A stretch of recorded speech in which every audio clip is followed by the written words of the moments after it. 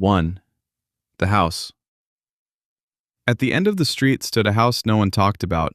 It wasn't broken, it wasn't burned, it simply stood there with dark windows and a yard that never moved. Even when the wind blew through the rest of the town, the grass around that house stayed still. Lina noticed that first. 2. The swing. She was 10. Her bedroom window faced the abandoned yard. A single swing hung from a rusted frame, one chain intact, the other snapped and hanging loose. Every night at the same time, the swing moved, back, forth. There was no wind. She would lie still in her bed and count the seconds between each creak. 1, 2, creak. Her parents told her old metal makes noise when it cools at night, but metal does not move without force. 3. The path. One morning she crossed the street. The grass in the yard was tall and thick. No one had cut it in years, but near the swing there was a narrow path pressed flat. From the back door of the house, to the swing, and back again, over and over, like someone walked that line every night. 4. The door. A week later, the front door was open.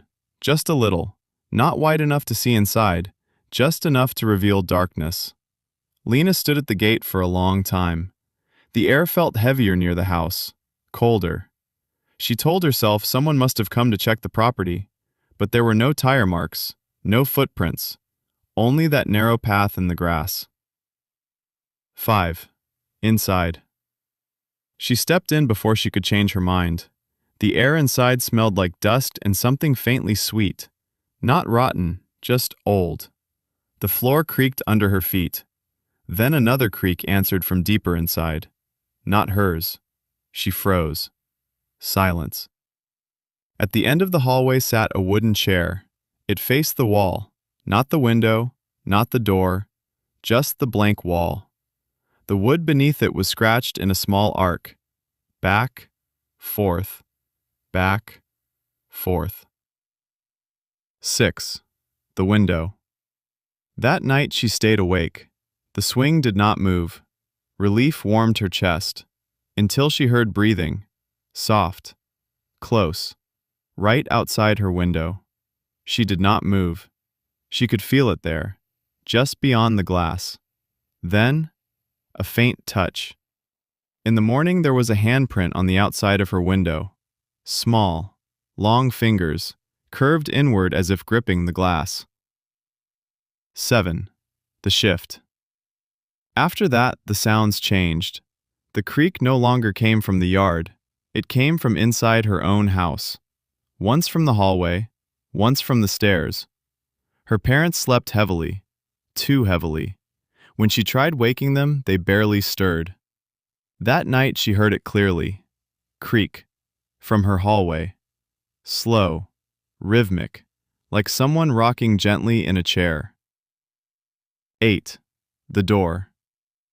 Her bedroom door was slightly open. The darkness beyond it felt thick. Creak. Closer now. Her floorboard shifted, not under her weight. The air smelled faintly sweet again. The door moved a little wider. She could not see anyone, but she felt someone watching her. The creaking stopped. The silence felt worse. 9. Morning. Her parents were gone. No broken windows, no signs of struggle, just empty beds, cold sheets. In the kitchen stood the wooden chair from the abandoned house, facing the wall. The floor beneath it scratched in a small arc. Back, forth. On the wall above it were faint words carved into the paint. There is always room for one more. The chair creaked softly behind her. Back, forth.